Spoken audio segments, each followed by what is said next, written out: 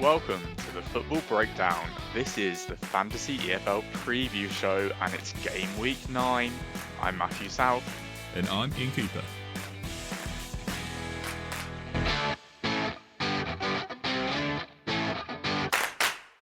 Yes, hello and welcome everyone. New week, new show. Ian, how are you doing? Yeah, all good, thank you. Excited for this week. Just focus on one league this week going into for the championship. It's going to be a double game week for us. So yeah, excited to get into this one and how we're going to navigate it. Yeah, no, likewise. I think we're gonna, like we just said before we got on air, we're gonna actually change our format this week just because we're just gonna focus on the championship and been trying to work out the best way to do it. I think what we've come up with is we're just gonna run down building our teams together, and then we can kind of discuss more players than just the usual one in each position. Seeing as we're probably going to completely ignore League Two and most of League One, there are two extra games in League One, so four teams are on a double game week. So don't want to completely ignore them, but we probably will have the majority of our focus on the championship. Game week 8, before we get into it, game week 8 was an absolute shocker all round. It felt like loads of people struggling with that. How did you get on? Somehow I feel like I kind of got away with it, only getting 34 points. When I look at everyone looking at a normal average game week, how low points I've been on normally. When it's a really low average game week, I was really scared it was going to be horrific, but wasn't awful. Sadly, I was busy on Saturday afternoon, so didn't have time to look at all the lineups as I was playing a cup final and saw that Omar Schwimley didn't play. So really frustrated with that one. That's on a game week where there was such few points available, really annoyed to miss out on points with someone not being selected. And basically, most of my points came from my midfielders of Mehmeti and Lewis Wing. So ideal there. They got me 18 points. And Stevenage managed to turn their result around from an awful 1-1 draw to a 2-1 win. So happy with 7 points there. And apart from that, everyone else just blanked. How about you? Yeah, it was pretty similar for myself. I had 40 points in the end, but I feel like the difference between you and me is I had all my players playing. It's probably all I really made up points wise. Yeah, no clean sheets for the keeper and defence. No clean sheets in my teams. Midfielders, midfielders did nothing apart from Mehmeti scoring. Sargent did nothing up top, but I captained him to get 6 points. Yeah, Mehmeti and Gillingham winning, doing a lot of heavy lifting. Yeah, Gillingham just kind of fitting that category for me, where the second time in about 3 weeks I managed to get a team winning away at Newport and scoring 3 goals. So been teased with the potential plus 2 for the fours, and I haven't been able to get the clean sheet. But yeah, taking 9 points for an away win. I mean, yeah, happy enough with that. But yeah, it was a poor week all round. But weirdly, like the damage wasn't too bad. If I look at the Football Breakdown League, I mean, the top scorer was 57, Wrexham Deadpool FC. But listen, I'm in the middle, you're in the middle. Like there were plenty of people with worse scores than us. Yes. The fact that we're not even that far off of off of like 57 being the highest score, when in the week before it's been in the 60s, shows that a lot of people did struggle with that overall. In one league, I actually have a green arrow, which also shows that, like I was a bit surprised by. So, we're taking it there. And the average score on the week was 38. So, it just shows that it was a tough one all around. So this week, double championship, that's where our focus is going. And I guess we're going to start off talking about goalkeepers this week. Ian, who's top of your list going in goal? Probably no surprise to you, but Lawrence Vigouroux is right on the top of my mind here. Focusing especially on the two games. They've got Millwall at home and Blackburn. Blackburn away. Blackburn away is actually quite a nice fixture. I know Blackburn have got some good results of recent time, but their home form is actually pretty poor. They were goalless against Norwich when Norwich came to visit, and they also lost to Birmingham 2-1 there as well. it's just not a happy place to be at the minute. So if you've got someone with a really solid defence going away from home, but probably going to be quite stubborn, that might frustrate the crowd and help things go that way. As for Millwall, their goals have sort of dried up as well. You could make the argument that Swansea haven't actually had too many clean sheets, but they don't face Lawrence Figure, who doesn't face too many shots on target, and when he does save a high enough amount for me to be confident there. So that would be my number one shout. However, there's certainly more options that we can go through. Yeah, my number one shout this week is different. I am eyeing up Thomas Kaminski for Charlton Athletic. Nice. Similar in terms of he also faces Blackburn this time at home. Charlton do have their 3 home games. They've kept 1 clean sheet, but the other 2 goals they've conceded, an absolute wonder goal from Abdul Fatawu, who's one of the best players in the league. Someone of the quality that Blackburn don't possess, I think is fair to say.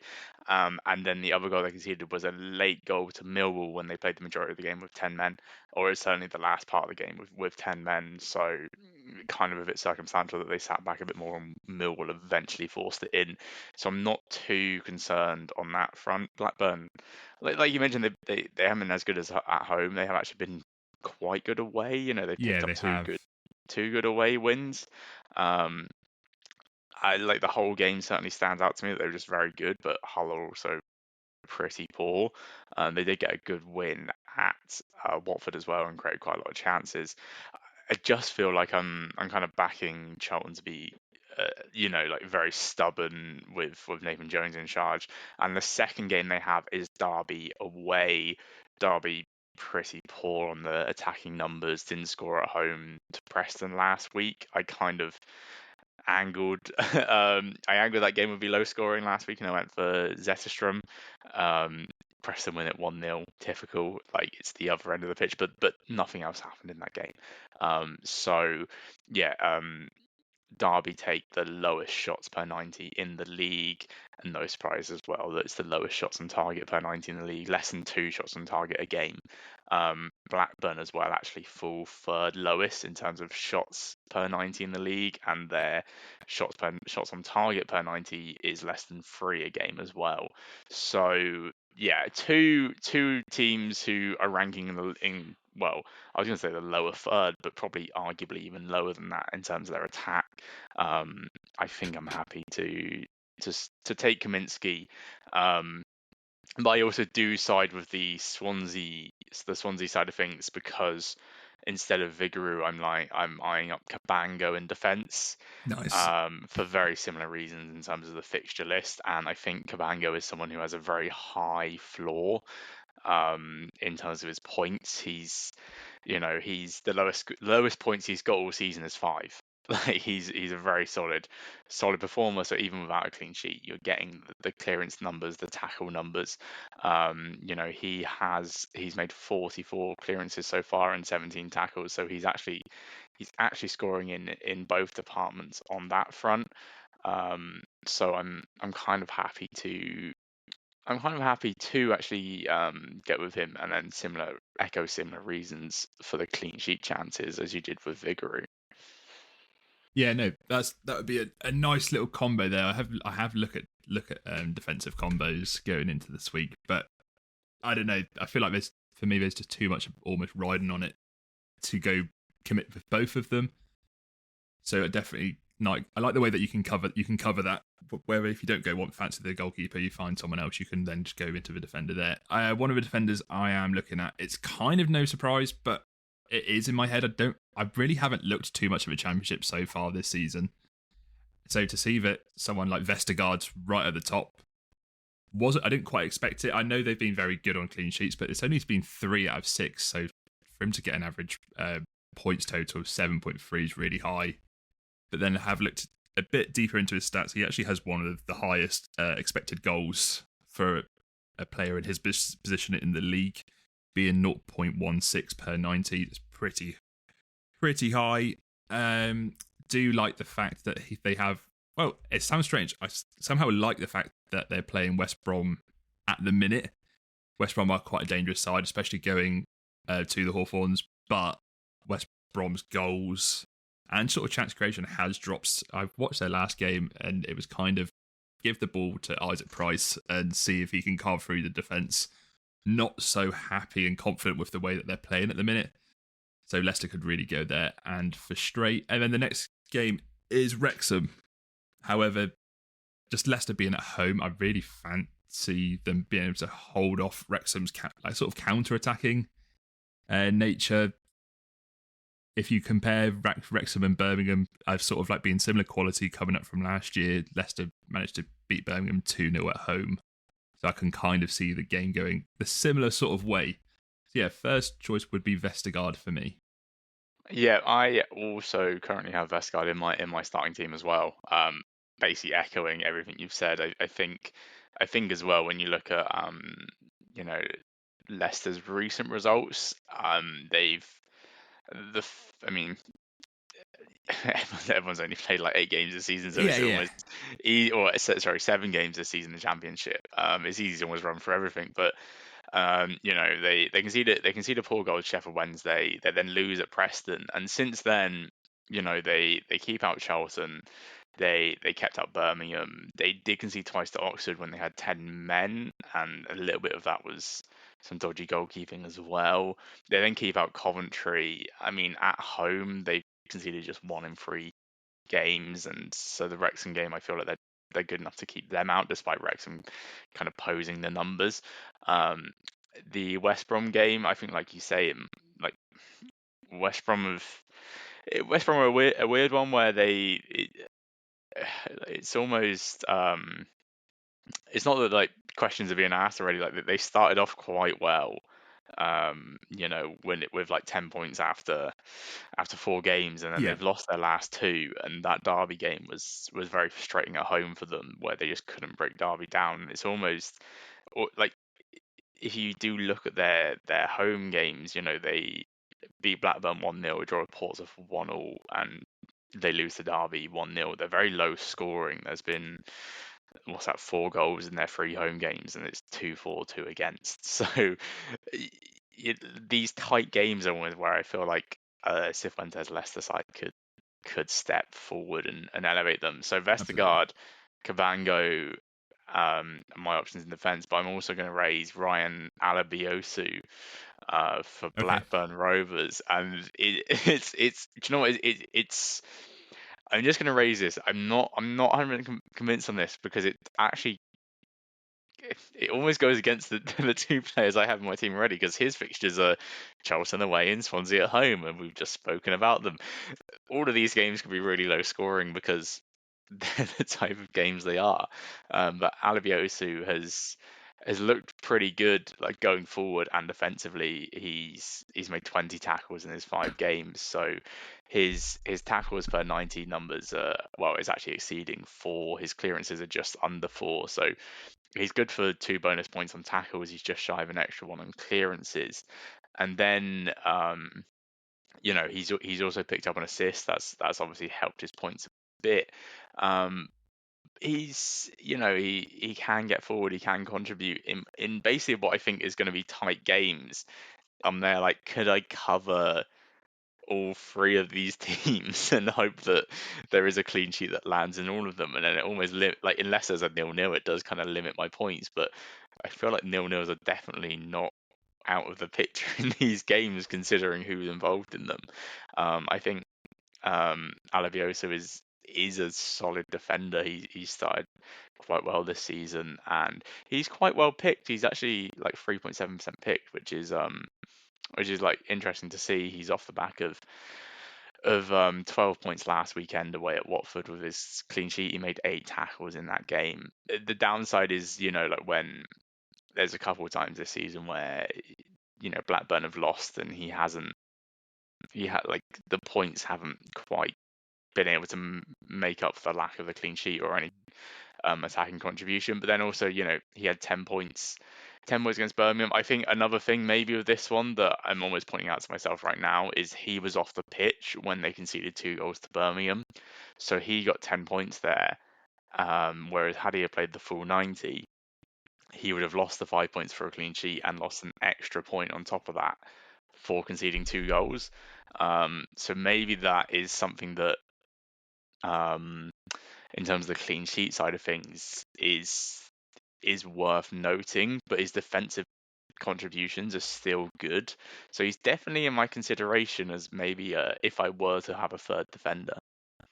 Nice. Yeah, one more consideration I did have was Milan Van Ewyk. He's the sort of player that I like to have in a double game week because you just kind of hope that you see Coventry explode into one of their games, and you know that Van Ewyk will try and jump on that and get bombed down that right hand side. Like you look at some of the games with Coventry winning 5-0 against Derby and then 7-1 against QPR. But weirdly, he actually just does really well when they go to Leicester away and play for a 0-0 draw and gets 8 points there. Same as with when he got a 0-0 draw against Hull. He got 6 points there for picking up a yellow card. But frustratingly, they do have the odd game where they draw 1-1, and they don't. And Van Ewyk doesn't really show much value. Then you really need the result to almost go for you for Van Ewyk to get the points. I know that sounds really strange, but you can find defenders that sort of the final score doesn't wholly determine how many points that they return, where Van Ewyk certainly seems like that at the moment. So I just don't know. I really wanted to get onto Coventry, but I think I'm going to leave them for the minute because I know that we're going to be talking about them further up the pitch. So maybe leave them out for defenders. Yeah, I think that's fair. I think um, it's the Birmingham home game where, Yes. yeah, I feel like that's the one which probably poses the biggest threat to him. And then it's just, the moment they concede, he falls in the kind of category of the moment he concedes, he loses the clean sheet, and is he contributing anything else? And obviously he's a very good player in real life, but when it comes to fantasy, you're getting those points, and he kind of hits that area of, fun to watch in real life, but might not land you fantasy points. Yeah, so I guess we'll take it into midfield then, and the first midfielder I want to talk about is someone I've been wanting to talk about for a while. I didn't realize he was back last week, and I was really frustrated. It's Josh Windass. Just a big fan of Josh Windass. For fantasy, he's a massive shot taker, basically. So as a midfielder who will be playing in a front two, he kind of fits that mold of, we're basically getting a striker for a midfielder, which means if he scores, we get the extra point, and he already has 3 goals this season in 2 and a bit games. He obviously missed a few games of injury. He came off in the West Brom game after 30 minutes, so there's nothing points wise in that one to go off of. But he looked lively against Southampton on opening day. He was obviously brilliant last week against Norwich, scoring twice. Um, when you kind of have a look at his stats in general, he's taking shot, like last year. He was a high shot taker, and this year he's currently standing at 4 shots per 90. So 1.53 on target. We've got someone who will have a go, and obviously you need to shoot to score. So I kind of like the look of that. Interestingly, every shot he's had on target has gone in as well. So That helps. well, yeah, I mean, we're almost doubling up on that front. He does have an interception to his name as well, which is something that we could also pick up as extra points. They've got Derby at home, and Derby, like I kind of mentioned, that I don't really rate their attack already. Defensively, it's a John Eustace team. They're a bit more stubborn, but they don't actually rank that well in the defensive stats right now either. Trying to look through, I guess, you don't want to look through um, results where things are inflated. Like the issue of the championship is um, the data we have is a lot. Like it's still only 7 games in. So whereas like League One and League Two are kind of hitting their 10-game mark. So after this double game week, it might be a bit easier. But say with Derby, when they conceded 8 goals in their first 2 games, and then they've only conceded 1 in their last 2, it does kind of inflate a few things. But at the same time, I feel like with Windassi, if Derby are sitting back, like Windass is just going to shoot from outside the box, which is fine. Their second game was against Leicester. Again, it kind of contradicts the Vestergaard pick, but at the same time, it almost in my head it's like is almost covering the Vestergaard pick, and there's we don't need Windass to score to pick up good points here. We just kind of need Wrexham to show some attacking threat and Windass to be involved in that. So he's definitely, yeah, at the moment he's in my team. He's definitely in good consideration this week. So I'm going to go for one of his ex-teammates that I'm under consideration for me, and it's Barry Bannon. Wasn't really expecting to see the stats that I am seeing. He scored 2 goals this season. He actually averages more shots outside the box than he does inside the box, which you'd expect, but he actually hits the target more outside the box than inside the box as well. He has one of the highest shots on target per 90 in the league, being 0.86. So for a sort of all-round midfielder, pretty happy with that. He also has one of the highest expected assists per 90 as well, being 0.24, which is just really high for a team that results aren't kind of going their way. Just going on to results quickly. So I'm just going to talk through their 2 games because it does need a little bit of explaining. Their first game is QPR at home. So quite happy with a favourable game. One thing that I would avoid going for other Sheffield Wednesday players in particular, if you are looking that way, they're not very good at home. It's obviously like the morale is not very good at home. Their results, when they do get beaten pretty convincingly, they've all been at home. So you could argue that Queen's Park Rangers is a nice fixture for that. However, I just don't think there's any nice fixtures. But away from home, they have Birmingham City, and that's where I just feel like the players almost free themselves up and can go cause these upsets. We saw it last weekend at Portsmouth. Okay, Birmingham City are a different challenge, but I just really like when Sheffield Wednesday go to other venues where the host team clearly feel like, well, we should be picking up 3 points here. Like, this is the perfect sort of game, and Sheffield Wednesday just show that it's not. Another really interesting thing is, so Barry Bannon has been picking up a lot of interceptions. He's picked up 7 interceptions in 6 games, which is a lot in my eyes. I just don't see him as that sort of player that gets those interceptions. Did you know he has won 100% of his aerial duels? That seems bizarre for someone of Bannon's height. Yeah, I saw that. I mean, let me just go double check how many he has won. He has won 1, but that's one of his interceptions. But Very good. He actually wins a lot of ground duels as well. He over 50%, which is just, again, for a player that I don't feel like has notoriously won these battles. Being the most experienced midfielder for a club going through a particular strange spell at the minute, he's clearly elevating his performance, and it's actually transferring into fantasy. I mean, his key passes, he's got 14 in 6 appearances. That's just ridiculous. And if I just go through his last few points totals, so he got a red card in game week 2 against Leicester, picked up 0 points. And then 4 points against Stoke when they lost 3-0, just for 2 key passes and 1 shot on target. So that's kind of why he's going a little under the radar. And then boom, play Wrexham 14 points. Played Swansea, lose 2-0 again, gets 8 points. Bristol City, lose 3-0, gets 8 points. And then they win last week at Portsmouth, as I said, and gets 13 points. So this is the sort of player that doesn't really need the result to go their way, which is I'm really looking for, especially going into this week where results are so in the air. Yeah, I think that's fair. I think Bannon's a good shout, but like you also said, probably the only Sheffield Wednesday player I'd be inclined to kind of go. That is a big caution. I'm not sort of what's the word, glazing on Sheffield Wednesday, but yeah. Bannon's just such an exception at the minute.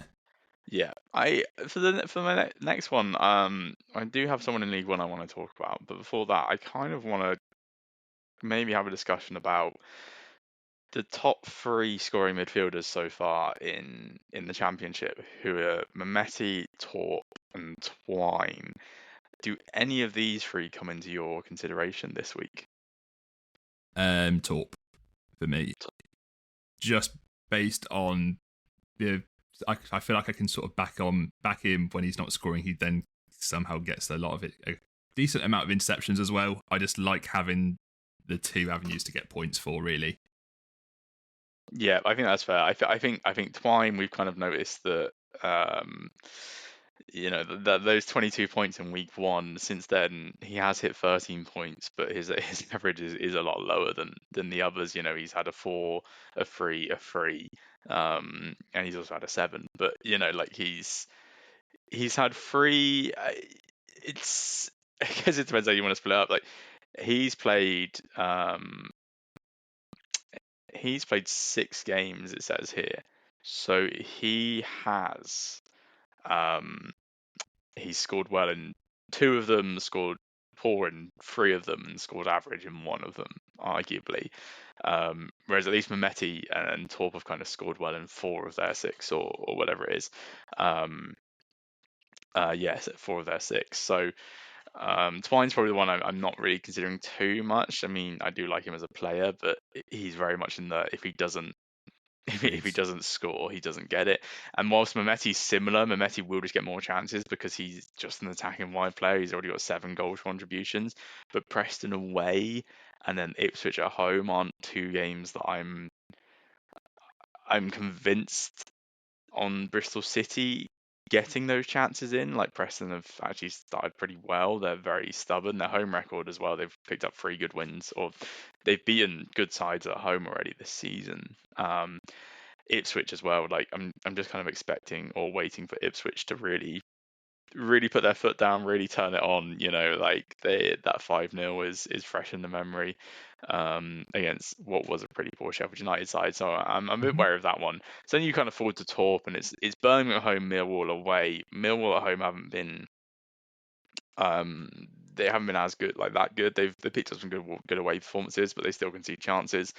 Birmingham at home, I mean, we've seen them get beat, especially on the road. They seem to have this thing of, they have this late goal thing in general, but they can be got at for the majority of the game. And I'm interested to see them when they actually play these sides who are playing well. And I think that this is a game that you would think that if Coventry are aiming for those top spots, like they have to kind of go here, like play this game as to win this game, if that makes sense. So Torp's probably the one I'm leaning towards out of those 3.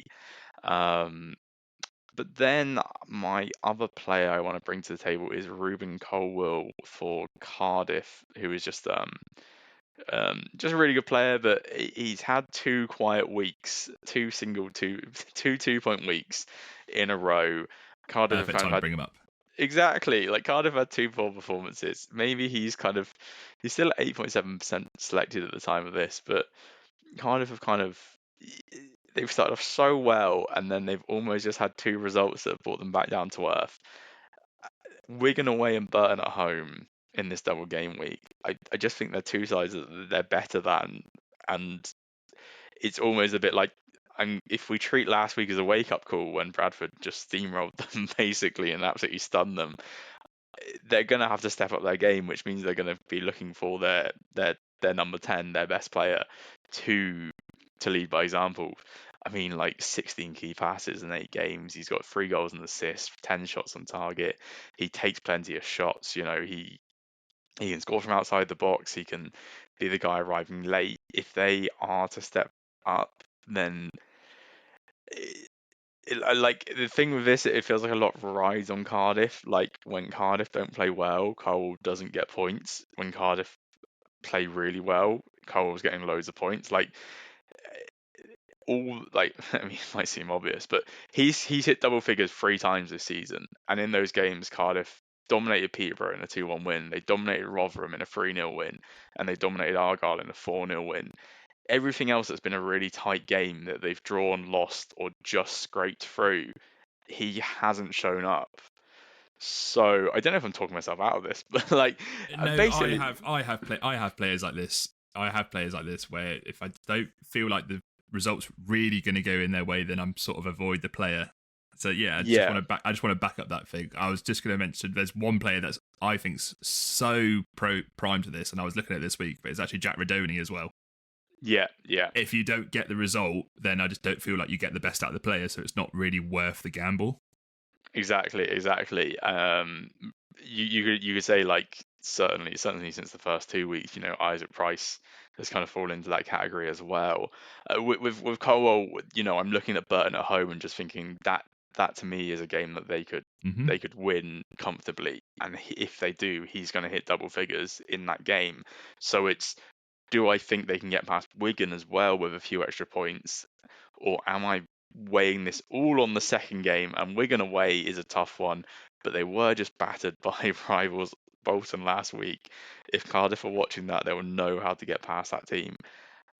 It's very much one that I'm 50-50 on. I think I will regret it if I don't pick him and he scores well, more than if I pick him and he doesn't score well. Sure. Yeah. No, that's very fair. Yeah. No, I get the thought behind that one. There's a there's a few more midfielders I've been looking at. One again, actually going against what we've kind of said was Todd Cantwell. He's scored really well, but I don't know. It's just not the week for me to go against what I'm pretty confident with our defender picks, especially. And then just I feel like Philigine's going to get a lot of eyes on him after his hat trick last game week. But I'm assuming you don't think this is the time to go back to back with him. He also counts as a forward, which is my kind of Oh, issue is with it. he? Yeah, he is a Sorry, that's forward. my mistake. I was certain he was under a midfield. No, that's me. Yeah, he's someone as well that obviously he's going to have a lot of eyes on him, but he scored 7 points in the 3 games before that. So it's one of those where like he's up to 2.8% selected now. Portsmouth at home, you feel like is a fixture that Ipswich can again put their foot down and run riot with. Bristol City away is an interesting one. Bristol City aren't bulletproof at the back. They look quite fun going forward. I do see the merit in Ipswich and Philogene this week, but I'm kind of with you. I don't know if this is the time to pull the trigger just yet, seeing as it's it's almost like you could almost say like the hat tricks come at the hat tricks come and And do you always follow up straight after? Yeah. yeah, and then also obviously they it's not coming up, but they did obviously play last week against Blackburn, which got postponed, which is why he's got a missing game last week. But Yes. he was very quiet. He was subbed after the hour mark, and um he like his, I can't get his stats up because the game is coming down as abandoned annoyingly, but he didn't do much in it. Like, from what I was checking earlier, he didn't do much in it because he was hauled after an hour and they didn't score and they were losing 1-0 when the game was abandoned. So he's almost already had that fullback game where he's just gone back to the Yes. norm. So then do you then follow it back up? Yeah. Yeah, so he's very much high potential but really, really low floor. And for me, I don't think he's worth the risk right No. now. And there is actually a lot of forwards that are sitting on 3, 4, and obviously there's 2 on 5 goals. So there's an awful lot of choices to going into these, looking at forward picks in the Championship especially. I do have a couple that fit my preference. I think it's time to get back on the Richard Kone train from last season. Really impressed with him. I'm not so sure if I'm impressed with QPR, but then in fairness, QPR's attacking output is it has been impressive enough for me.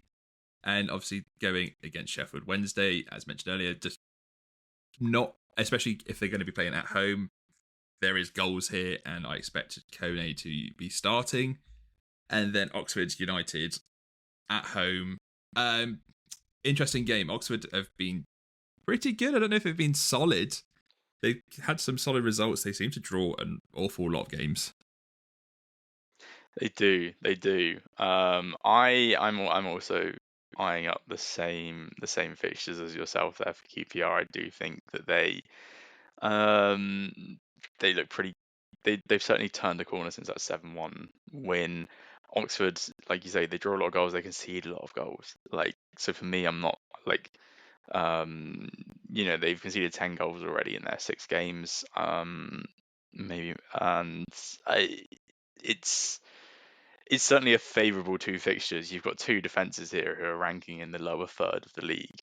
I don't think anyone else this week is actually coming up against anything like this. Um, or Is Oxford's fixtures of Sheffield United and QPR also favourable? Because then you could say that Will Lancashire is actually an equally similar pick for going into this week. Yeah, that's true. That's true. I am wary of Sheffield United as a whole because I just don't know. I just don't know that. Piling. Yeah, part of me of them feels like no, they I agree with you. I know what you're going to say. Yeah, they look so terrible defensively that I don't think Wilder's fixing that. So I would actually agree that maybe an Oxford attacker is the way to go. But I wouldn't. I wouldn't flip it on the inverse. I don't like. I feel like Sheffield United are going to score a goal eventually, and it's just gonna. Yes, It's just Sheffield United explode. don't actually. I know we're looking at that Ipswich game where they conceded 5, but they don't actually concede like a stupid amount of goals consistently. They're just horrific going forward. Yeah, like they. If you start lowering it down, like they're. I'm pretty sure they have faced the most amount of shots this season. But in fairness, No, they actually have they not? They're well off of it. Their XG is also the same. I saw something that Michael Keeper's made the most amount of saves. They've conceded the second most shots on target. Yeah, Michael Keeper has made the most out of saves, but shots in general. Sorry, that's what I meant on shot target. Yes. Yeah, their XG actually ranks level with Oxford, but Oxford 8.4, but Oxford have conceded 10 and Sheffield United conceded 13. Like there is some stuff here scaling up. Yeah, I think they could definitely be got against. Like they do concede a lot of shots on target, and their goals per shot stat is also actually the worst in the league. Which isn't really great. It kind of means that more often than not, when the team has a shot against them, it's going in. Yes. Which isn't actually necessarily a thing against the keeper. Their shots on their goals per shots on target is actually a lot better.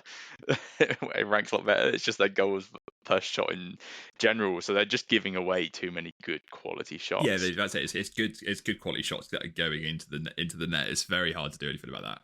Exactly, and then so then I kind of agree that maybe Will Lancashire is a shout on just kind of being that poacher forward who will try and clean up any loose chances, and you think in the two games they will get some chances to do that.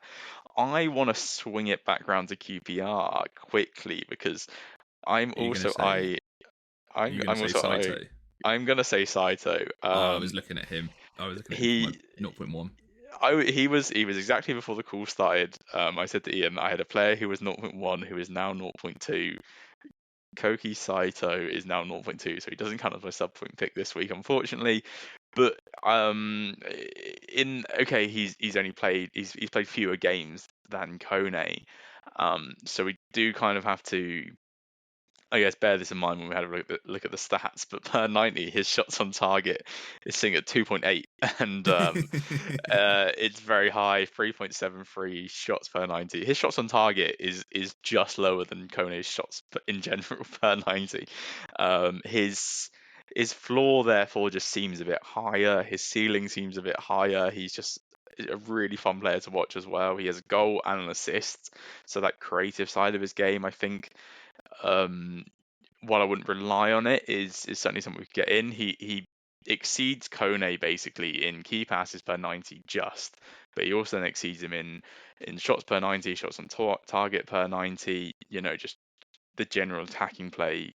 Saito is seeing a bit more of the ball. I feel like he's the only thing that Kone is actually beating him in is probably the important one of goals per 90, where Kone is actually putting away his chances. But I'm willing to take the risk this week with Saito, I think. And even though he's not my sub point pick now because he's at 0.2, I'm still tempted to put him in ahead of Kone. I think those two are the ones I'm weighing up this week.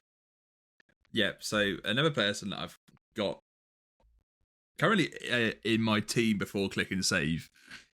Frustratingly, I've mentioned him before this season, and then when I did mention him, I'm pretty sure he went and scored 2 points. There we go, double check. Yep, he scored 2 points.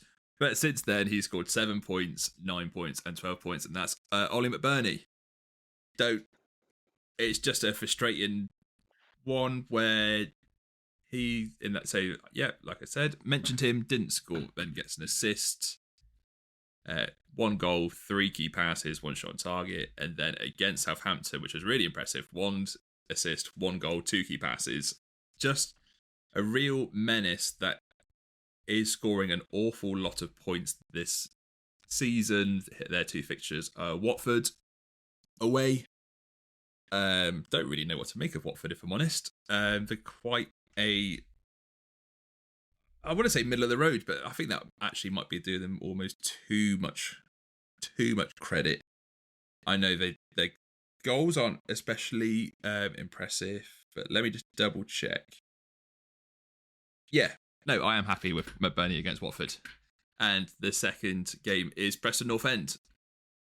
Again, like you said, they're quite resolute. Does it really matter against McBurney? It's a tough one where at least if you come up against a solid defence, McBurney has the physical presence to sort of at least challenge with that. All you need to do is put not really like lump balls up, but if you can get bodies up around McBurney, put pressure on defenders, he has the ability, as proven with the amount of assists that he's got this season, like to get more assists than goals is pretty impressive. Even though I know it's only 4 and 3. But I'm not so worried about a really strong defence against McBurney being able to score points, especially if it's a home game. Yeah, he's got the physical presence to kind of deal with those tough defenses. If only to goal, Hull have been just so weird this season Yeah, already. yeah. They got that point against Coventry on the opening day where they did create some chances, but just kind of hung on for dear life. They then scored 3 against Oxford, then none against Blackburn, and a 3-0 loss. They scored 2 at Bristol City, 2 at Swansea, and 3 at Southampton. So they've scored 7 goals in their last 3 games. The fact they've got 10 goals this season and they haven't scored in 2 of their games, and they've just come in 4 of the games they've scored in. And what's really nice, They've conceded the same amount as well. So actually, maybe we should have been looking at Hull. I should have been looking at Osmajevic then. Yeah, we should be looking at players who are playing against Hull. Yeah. Osmajic was definitely someone who I thought of. I was looking at Watford players as well. I do, from what I've seen, really like their forwards. Well, actually, 2 of their forwards in fantasy. Well, in real life, but on fantasy, you've got Nestroy, Irankunda, who Yes. just went through that wild spell of 2 games and scoring in international duty. Looked really lively. I also do like Luca Kurmgard. I think he looks really solid, but he just hasn't done anything in the last few games. He's very much a service striker. He needs service to score and to do anything. And I feel like if he gets that, he will do it. But the fact is, he just has not been getting that at all. Like 5 shots on target and 2 goals in 6 games. And the fact he's literally not scored any extra points in his last 3 games puts me off of that. But Hull at home and Portsmouth away. They just in my head they almost fit these tight fixtures that Watford have been struggling in. And I'm now looking at their results and thinking they kind of beat QPR early on when QPR were poor.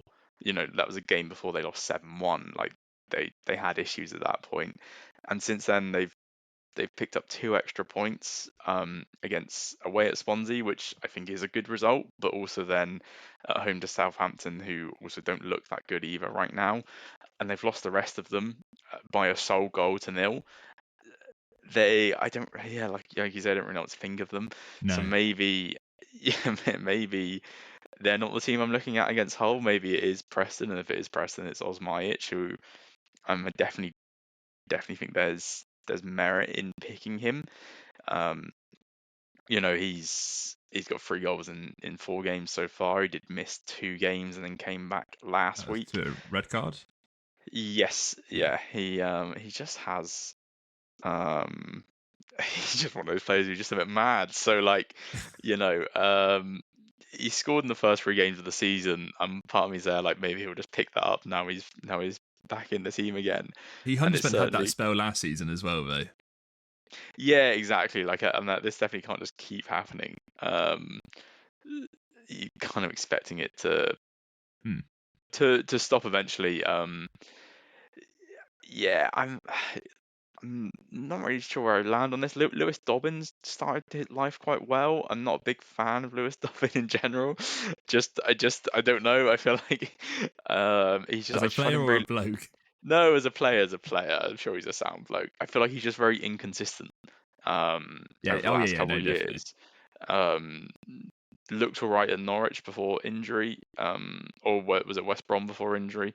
Sorry, but has just been really quiet. But has started life at Preston pretty well. He's got a goal and assist in his Hmm. first two starts. So maybe Dobbin is a way to play the Preston card this week against Bristol City and Hull.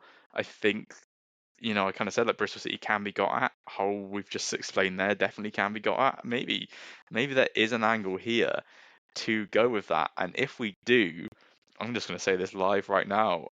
Lewis Dobbin is my sub point pick on the podcast, Okay.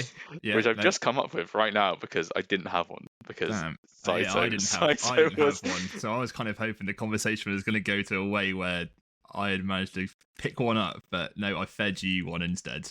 you did feed me one. I am taking this. I've seen it. I'm taking it before you can nab it off me.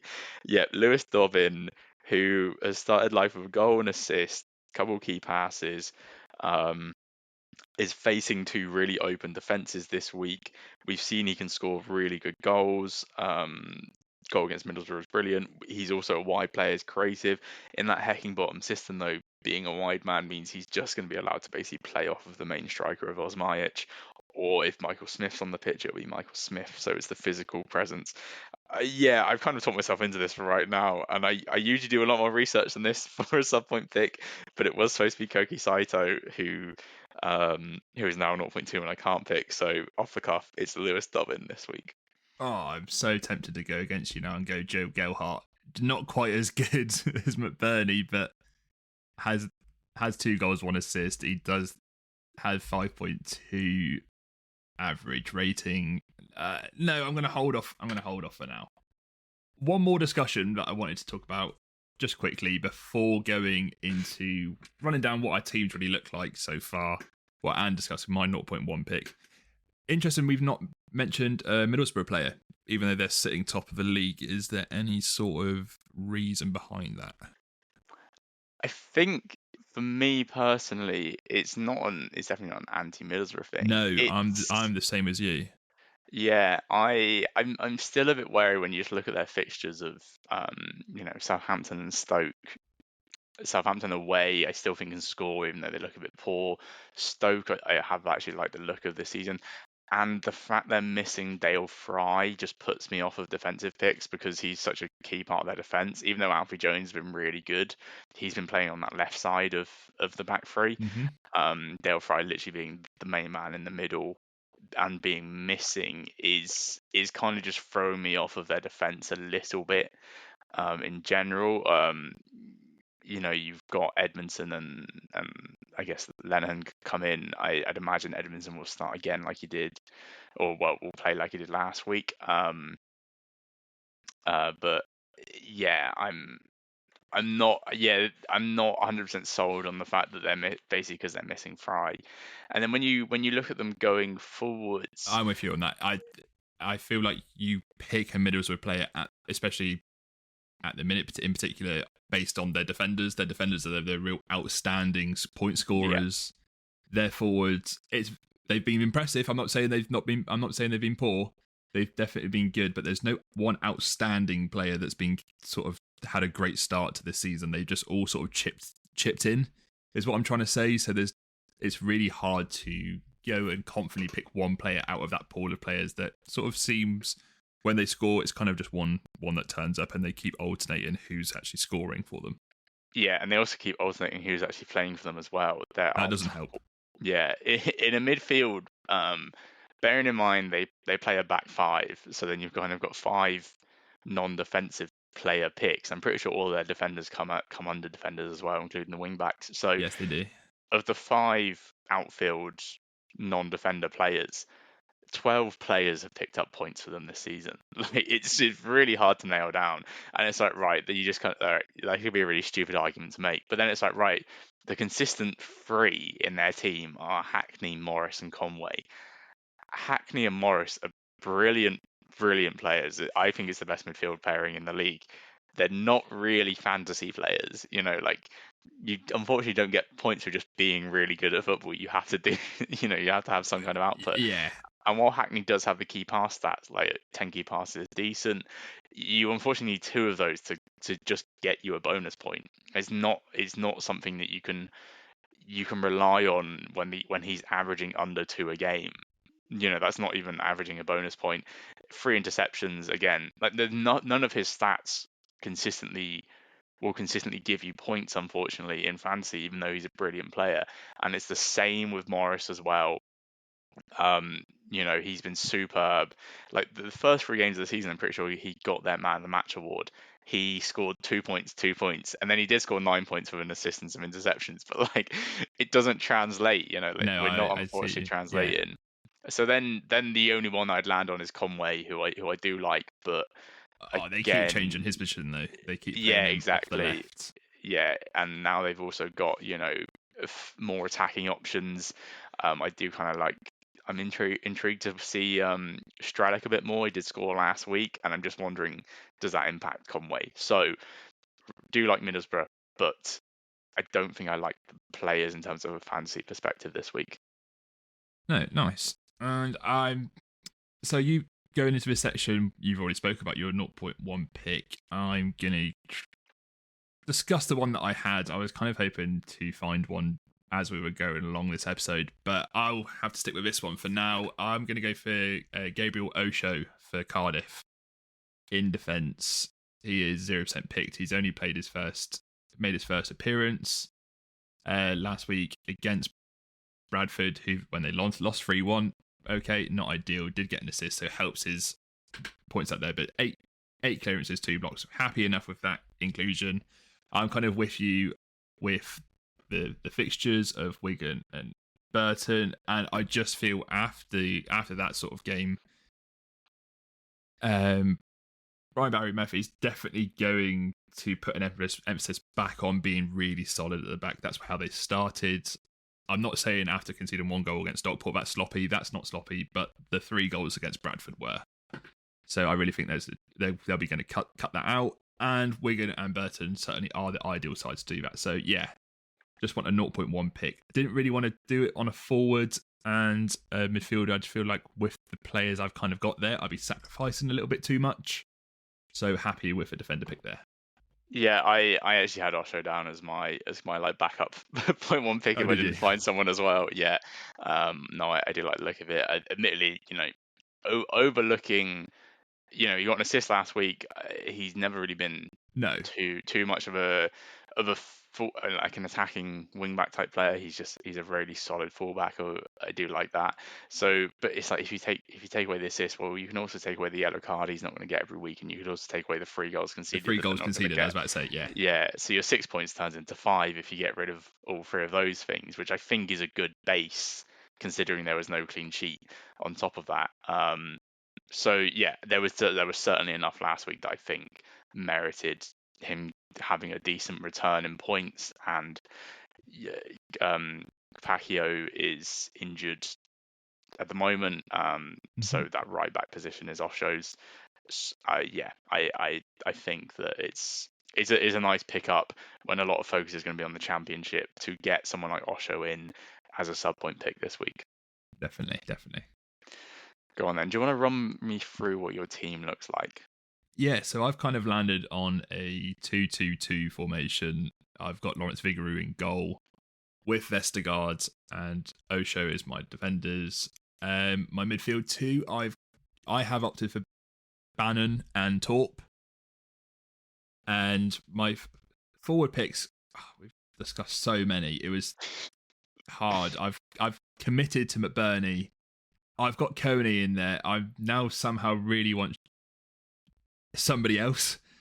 But if you're going Saito, I kind of see the funny side of going for Kone still, so I'm going to stick with Kone there.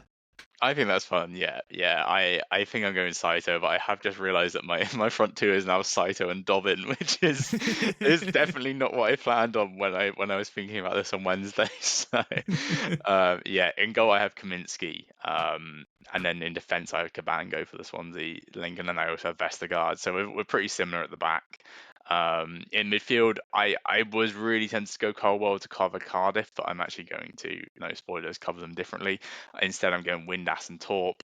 Torp is just like we said, he's the one player who I'm like, Could explode. could explode. He's like the almost like the Azaz from last season, or I'm trying to think Oh, of the but Championship yeah, equivalent. but doesn't look as nice on the eye, but is really, really effective. Exactly, the guy who can just pick up points out of nothing that you almost, the first few weeks of the season where if you didn't have Louis Barry in your team, you were being laughed out. That's what I just feel like Torp Yes. is still in that category at the moment of, oh, you just kind of have to pick him though. Yeah, and then up front, like I said, Saito and Dobbin, which I'm actually really excited about, because if they do nothing, I mean, all right, we're just going back to basics next week. But if these two go We're off, going back to Sargent again. Yeah. exactly, exactly, yeah. If these two go off with a combined 0.3% pick, then yeah, I'm gonna be having a good time. Have you thought about your teams for this week? I have.